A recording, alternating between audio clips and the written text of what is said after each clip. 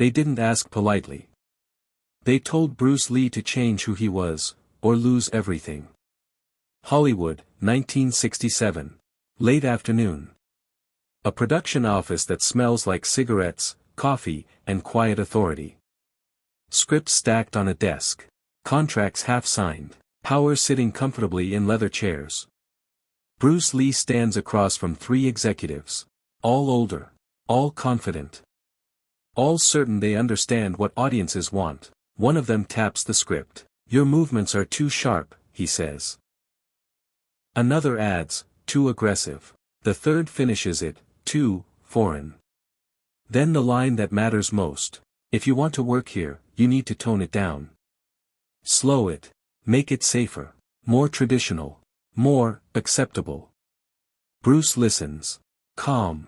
Still. Expression unreadable. Inside, something tightens. They're not talking about choreography. They're talking about identity. They want him to fight like everyone else, move like everyone else, disappear into a version of martial arts that looks good, but means nothing. Bruce asks one question, quiet. Controlled. "If I change my style," he says, "what's left that's honest?" The room goes silent for half a second. Then someone laughs. "Kid, this is Hollywood. Honesty isn't the point. That's the moment. Because Bruce Lee understands something they don't. If he agrees, he survives. If he refuses, he risks everything. Career, money, access, opportunity.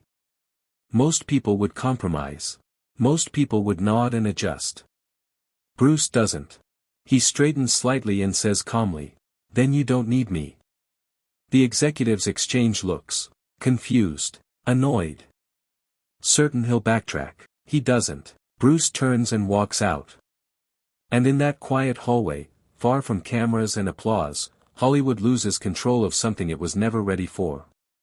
A man who would not bend. And this was only the beginning. The door closes behind him.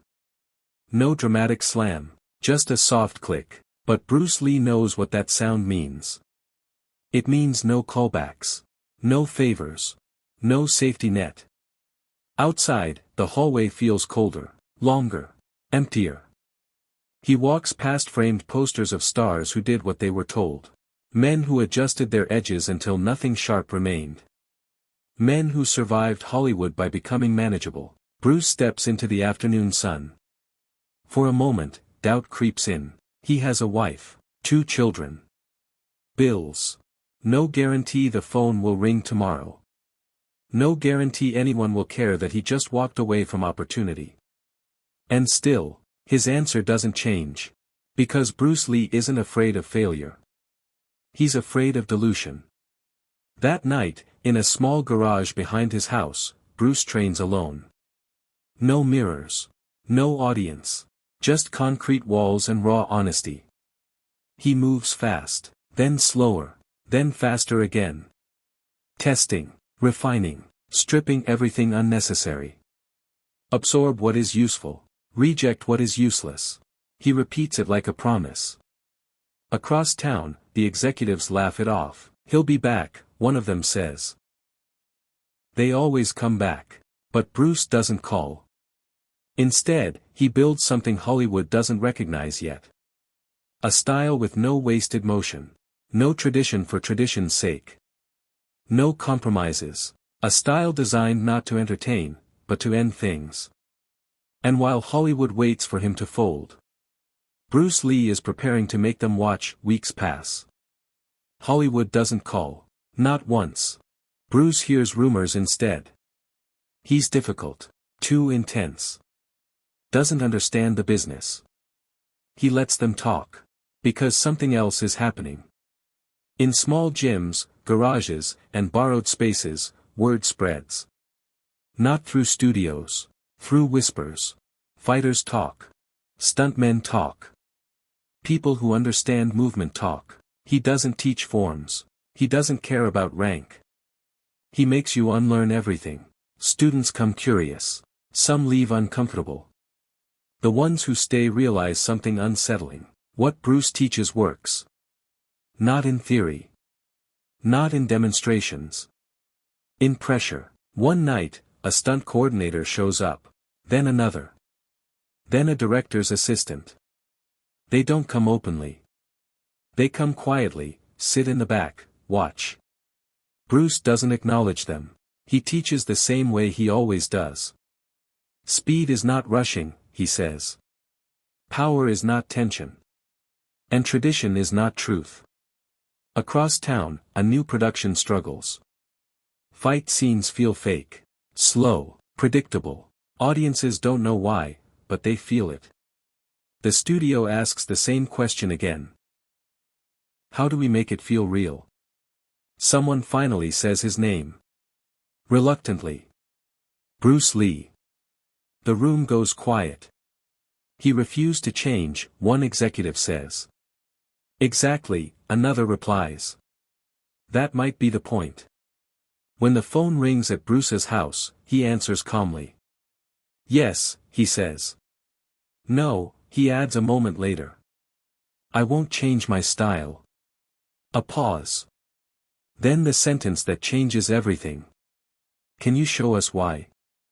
Bruce hangs up and looks at the training floor. This time, Hollywood isn't asking him to bend. It's asking him to prove it. The meeting is smaller this time. No long table. No audience of executives.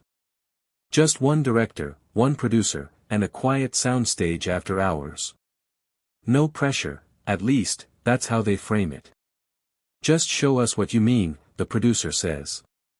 Your way. Bruce nods. He doesn't warm up. He asks for one volunteer. A stuntman steps forward. Confident. Experienced. He's been doing this for years. Attack me, Bruce says. Any way you want. The stuntman hesitates. For camera. For truth, Bruce replies. The attack comes fast. Hard. Bruce doesn't retreat. He intercepts. One step. One angle. One movement. The stuntman freezes mid-motion, suddenly off balance, his center gone. He blinks, confused. He didn't feel a hit, but he felt loss. Again, the director says, leaning forward. They try again. And again. Each time, the same result. No flash. No exaggeration. Just inevitability. This won't read on camera, the producer says, unsure. Bruce looks at him. It already is. They roll tape. When they watch it back, no one speaks. The movements are small, but terrifying. The speed isn't obvious, until it's too late. That feels dangerous, the director finally says. Bruce nods. Because it is. The producer exhales slowly. If we let you do this, the whole industry changes. Bruce doesn't smile. Then let it change. Because he didn't come back to fit in. He came back to reset the standard. The producer leans back, uneasy. You understand what you're asking for, he says. If we do this your way, actors won't look heroic anymore. Bruce tilts his head. They'll look human. That's the problem. Hollywood survives on illusion. Big swings. Big reactions. Big lies that feel safe. Bruce's style removes the safety. They bring in another actor. Younger. Faster. Eager to prove himself. Go full speed, the director says. The actor lunges. Bruce closes the distance instantly. No spin. No pose. Just a sharp step and a strike that stops inches from the actor's neck. The actor freezes. I didn't see it, he admits. That's the point, Bruce says. The room shifts again. This isn't choreography anymore. It's exposure. If we film this, the producer says carefully, people will ask questions. Good, Bruce replies. Questions mean they're awake. There's a long pause. Finally, the director speaks. What if audiences don't like it? Bruce meets his eyes. Then they were never watching honestly. The producer looks at the monitor. Then at Bruce. You're not just changing fights, he says. You're changing how power looks. Bruce nods. Power doesn't need permission. Outside the soundstage, the crew waits. Sensing something big. Something risky. Inside, Hollywood stands at a line it hasn't crossed before. And Bruce Lee is standing on the other side. Not asking anyone to follow. Just daring them to look. The decision doesn't happen loudly. No handshake. No celebration. Just a quiet nod from the producer. Do it, he says. Your way. Filming begins a week later. The first day, the crew is tense. Accidents happen when things feel too real. Insurance reps hover. Assistants whisper. Everyone watches Bruce closely. He doesn't raise his voice. He doesn't demand control. He demonstrates. Between takes, actors start asking questions. Why did that work? How did you get there so fast? Can you show me that again? Bruce answers patiently. Strips movements down to essentials. Removes anything unnecessary. The fights change. They get shorter. Sharper. Uncomfortable. On playback, the room goes quiet again and again. That felt wrong, someone says. Bruce corrects him. It felt honest. Word spreads fast. Other sets call. Other directors visit, just to watch. Stunt coordinators take notes. Studios start noticing something they can't quite explain. Audiences don't cheer during these fights. They hold their breath. After the first screening, an executive asks the question no one expected. Why does this feel more dangerous than anything we've done before? The answer is simple. Because Bruce Lee refused to lie. And Hollywood is learning that once you show truth on screen, you can't go back. Not everyone is happy. A senior executive pulls the producer aside. This isn't what audiences are used to, he says. It's too raw. Too quiet. Where's the spectacle? The producer glances at the monitor where Bruce's last take is paused. A single movement. A fight already over. That is the spectacle, he replies. Bruce hears about the pushback later. He isn't surprised. Change always feels like a threat to people who built their power on the old way. One afternoon, an actor corners Bruce between takes. Nervous. Honest.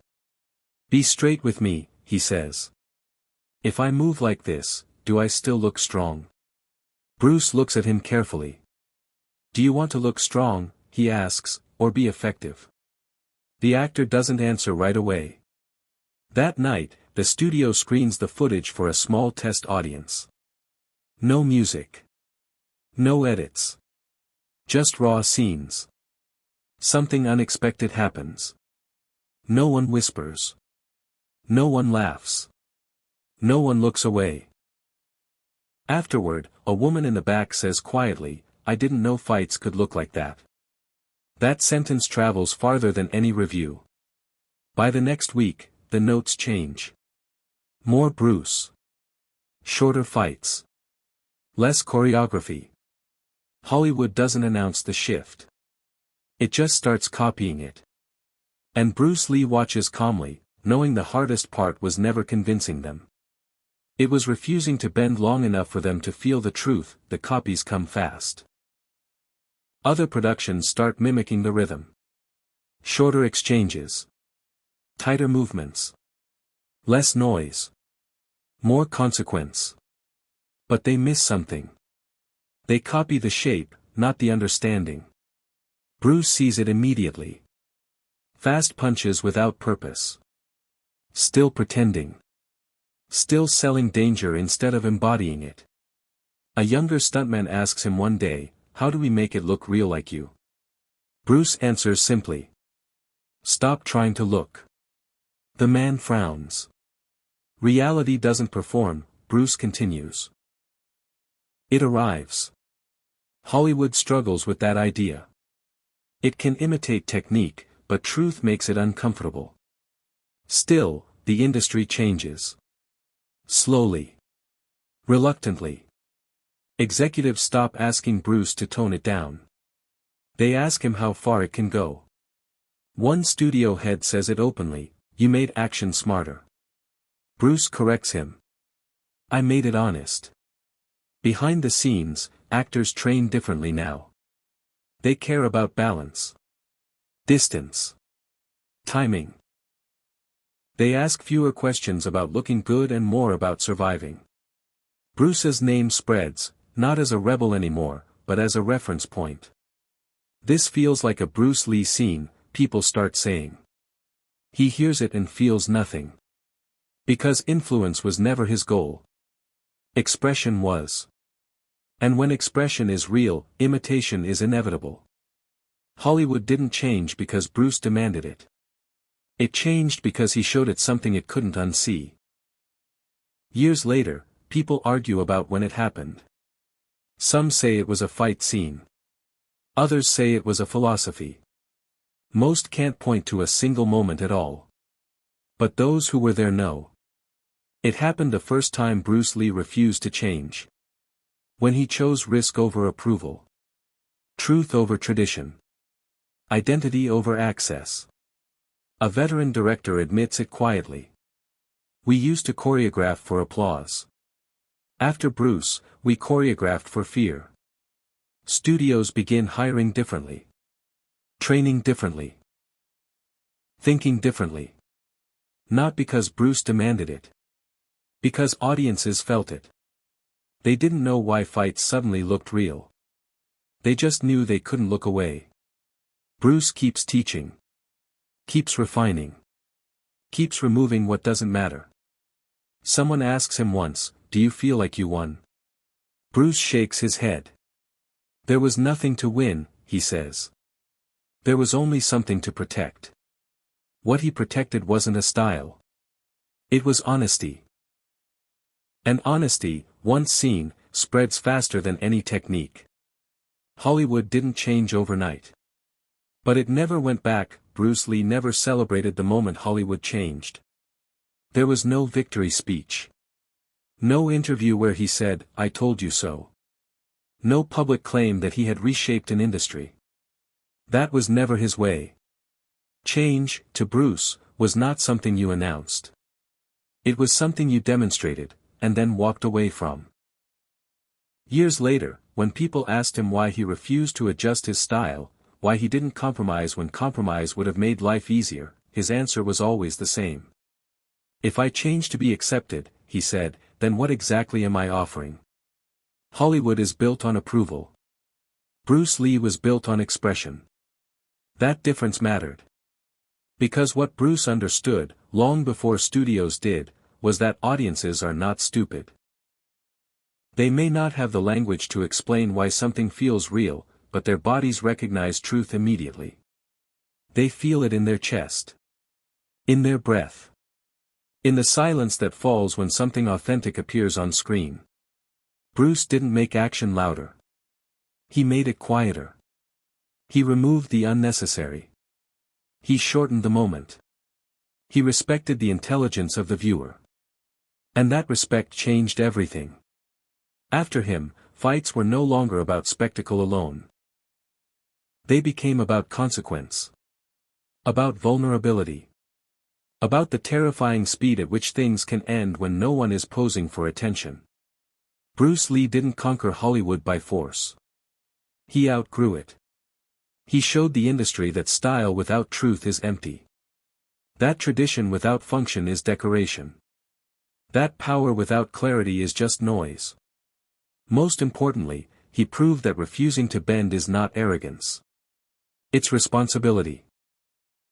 Because when you carry something real, something honest, something earned through pain and discipline and self-questioning, you don't soften it to make others comfortable. You protect it. Bruce Lee protected his style. And in doing so, he protected something larger. The idea that you don't need permission to be yourself. That you don't need approval to be effective. That you don't need to explain truth, only to show it. Hollywood changed not because Bruce Lee demanded space. It changed because once he stood still, unmoving, unaltered. The illusion around him could no longer hold. And that is why his impact didn't fade with time. Because styles can be copied. Techniques can be borrowed. But integrity cannot be imitated. That was Bruce Lee's real revolution. Not the fights. Not the fame. Not the legend. The refusal. And sometimes, that's all it takes. To change everything, they didn't ask Bruce Lee to be better. They asked him to be less. He refused. And by protecting what was real, he changed everything around him. Remember this. The world doesn't change when you fit in. It changes when you stand still and stay true while everything else bends. Truth doesn't need approval. It only needs to be shown.